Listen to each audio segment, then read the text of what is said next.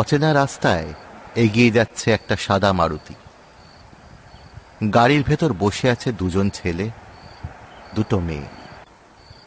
অচেনা জায়গা, তারা এক বন্ধুর বিয়ে বাড়ি যাওয়ার উদ্দেশ্যে রওনা দিয়েছে।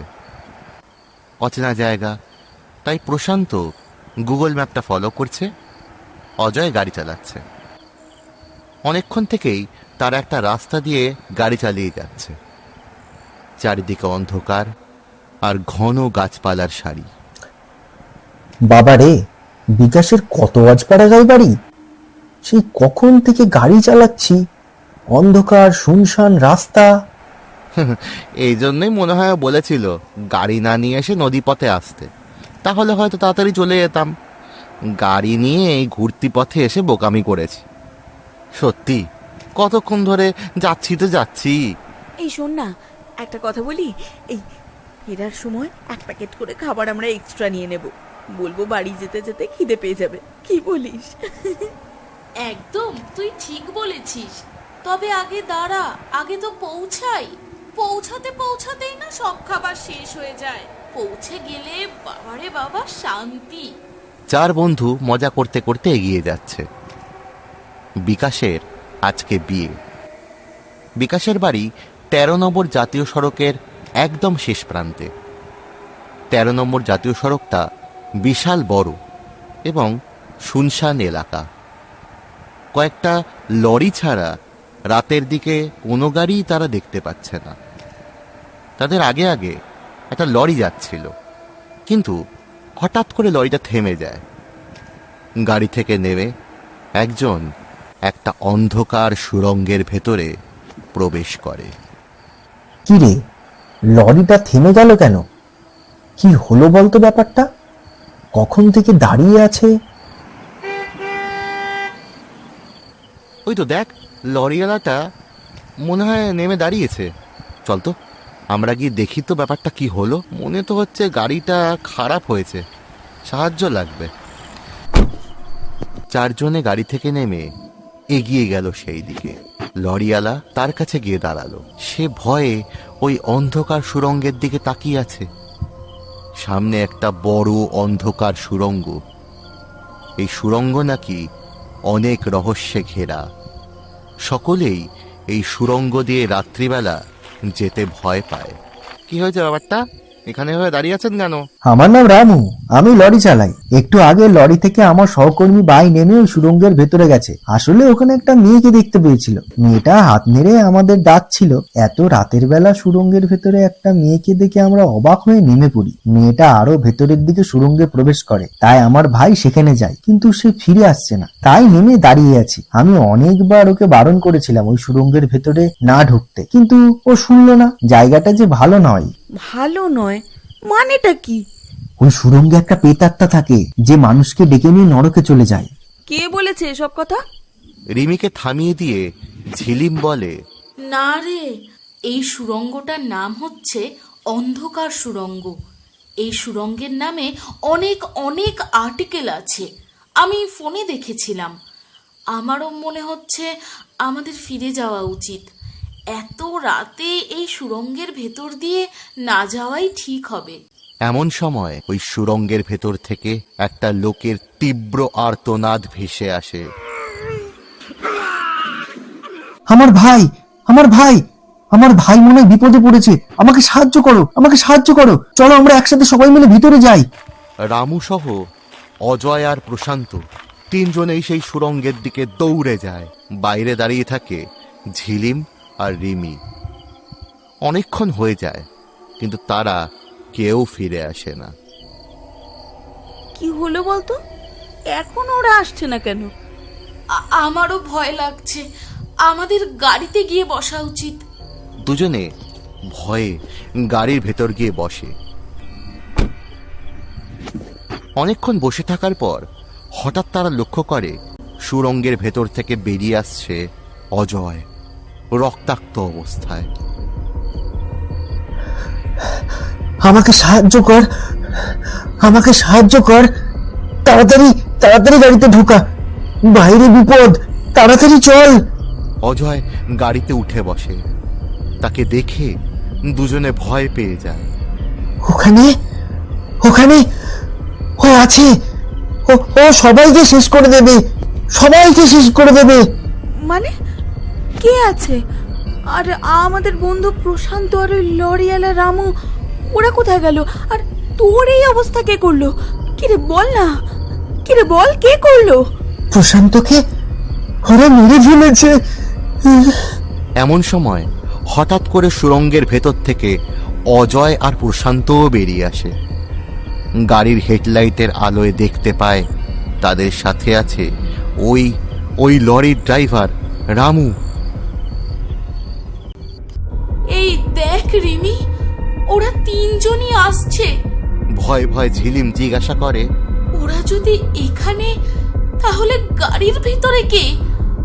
আমাদের গাড়ির ভেতরে অজয় এসে বসলো কি করে? ভুল ভুল, ওরা সকলে প্রেতাত্মা। ওই দিক থেকে ওরাও গাড়ির কাছে চলে এসছে। অজয় আর প্রশান্ত বলে, তোরা গাড়ি থেকে বেরিয়ে আয়, ও একটা প্রেতাত্মা, তোরা তাড়াতাড়ি বেরিয়ে আয়। হে তোরা বেরিয়ে আয়, তোরা আমার কথা বিশ্বাস কর, ও নকল, ওই সেই প্রেতাত্মা, আমরা আসল। তোরা বেরিয়ে আয়, বেরিয়ে আয়, তোদের খুব বিপদ। রিমি আর ঝিলিম কি করবে ঠিক বুঝে উঠতে পারে না, অবাক হয়ে তাকিয়ে থাকে। এমন সময় তারা দেখে সামনে বসে থাকা অজয় ভয়ঙ্কর দেখতে এক মহিলায় পরিণত হচ্ছে। কি বিভৎস তার চেহারা! তাকে দেখে ভয় পেয়ে যায় সকলে। খিলখিল করে হেসে ওঠে সে। মাথার এক পাশ দিয়ে রক্ত গড়িয়ে পড়ছে তার। এক কথায় পুরো পৈশাচিক রূপ। অনেক দিন পর এই অমাবস্যার রাতে তোদের পেলাম। তোদের আজকে আমি ছাড়বো না। তোদের দুজনকেই আমি আমি আজকে চিবিয়ে খাবো।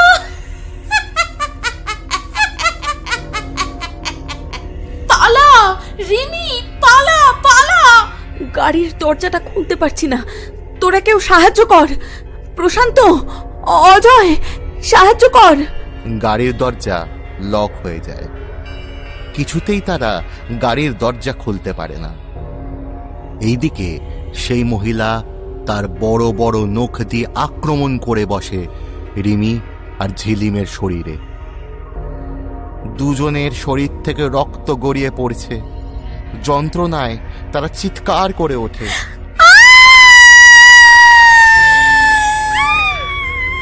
কে কোথায় আছো?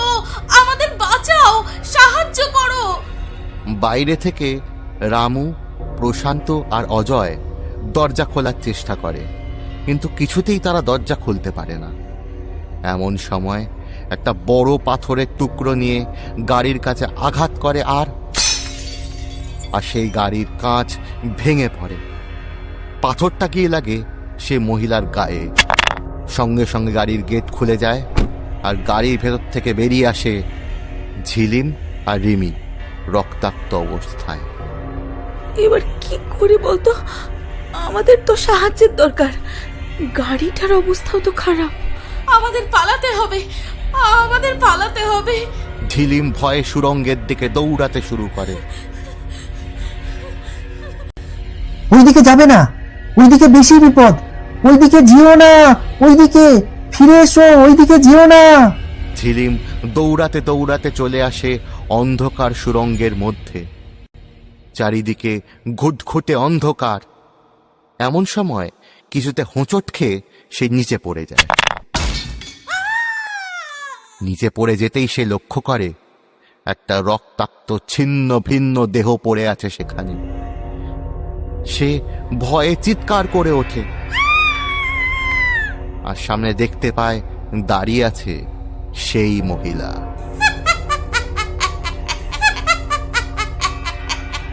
কি ভেবেছিস এত সহজে ছাড়া পেয়ে যাবে? কোনো মতেই না, কোনো মতেই না। ঝিলিম ভয় দৌড়াতে শুরু করে, কিন্তু সেই মহিলা লম্বা হাতের মাধ্যমে ঝিলিমের গলাটা টিপে ধরে। গলাটা দেহ থেকে ছিঁড়ে ফেলে দেয়। সুড়ঙ্গের বাইরে রিনির পায়ের কাছে মাথাটা গড়িয়ে আসে, আর রিমি তা দেখে ভয়ে চিৎকার করে ওঠে। ঝিলিম, ঝিলিম, ঝিলিম, ঝিলিম, ঝিলিম। আমাদের এখান থেকে পালাতে হবে, চলো আমার লরিতে ওঠো। সকলেই তাড়াহুড়ো করে লরিতে উঠে পড়ে। রামু লরি চালাবার চেষ্টা করে বটে, কিন্তু সে কিছুতেই চালাতে পারে না। গাড়ির সামনে দাঁড়িয়ে আছে সেই মহিলা, খিলখিল করে হাসছে তখনও।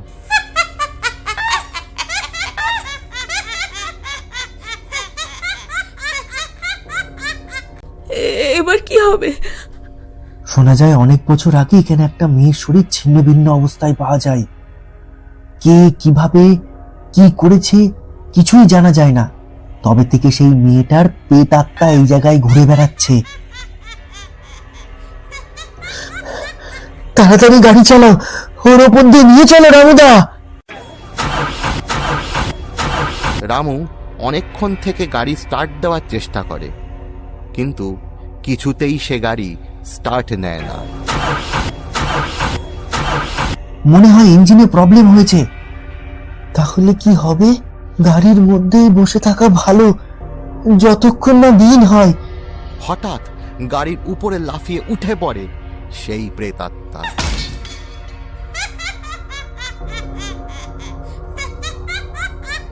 গাড়ি থেকে বেরো, বেরো গাড়ি থেকে, নয়তো গাড়ির ভেতরে ঢুকে সবাইকে শেষ করে দেবো, শেষ করে দেবো সবাইকে।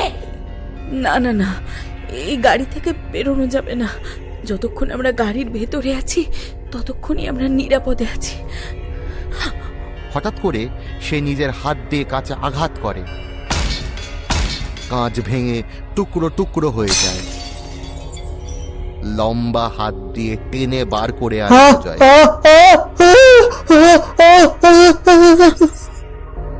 অজয়, অজয়, অজয়। অজয়কে নিয়ে সঙ্গে সঙ্গে অদৃশ্য হয়ে যায় সেই প্রেতাত্মা। রামু, রিমি আর প্রশান্ত ভয়ে পেয়ে গাড়ি থেকে নেমে পড়ে। এই সুযোগেই আমাদের সুড়ঙ্গ দিয়ে পালিয়ে যেতে হবে। আর অজয়? অজয়কে আর আর বাঁচানো যাবে না, আর বাঁচানো যাবে না। এই বলে প্রশান্ত, রিমি দৌড়াতে শুরু করে। দৌড়াতে দৌড়াতে তারা সুড়ঙ্গের মাঝখানে প্রবেশ করে, কিন্তু চারিদিকে এত অন্ধকার কিছুই দেখতে পায় না। একে অপরের থেকে ছাড়াছাড়ি হয়ে তারা দৌড়াতে শুরু করে, আর পিছন দিক থেকে তারা শুনতে পায় সেই ভয়ঙ্কর অট্টহাসি।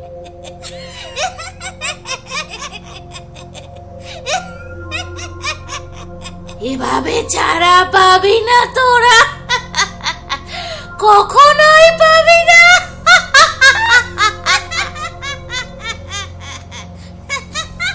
প্রশান্ত দৌড়াতে দৌড়াতে খেয়াল করে রিমি তার পিছনে দাঁড়িয়ে পড়েছে। কিরে কিরে, চল, দাঁড়িয়ে পড়লি কেন? চল চল। হঠাৎ করে রিমি পরিণত হয় সেই ভয়ঙ্কর প্রেতাত্মায়।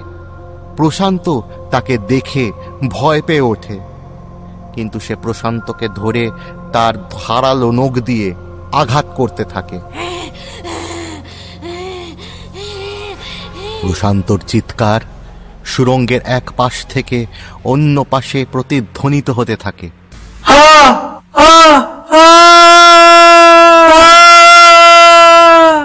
আর তা শুনে রিমি ভয় পেয়ে যায়। প্রশান্ত, প্রশান্ত, প্রশান্ত।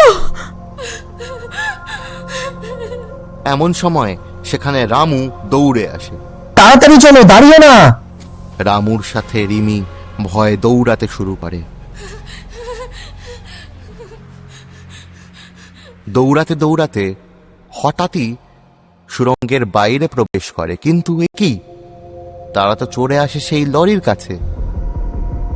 সেটা তো সম্ভবই নয়। তা দেখে রামু আর রিমি ভয়ে চমকে যায়। তাদের সামনে দাঁড়িয়ে আছে সেই প্রেতাত্মা। দু হাত দিয়ে দুজনের শরীরের ভেতর ঢুকিয়ে দেয় সে।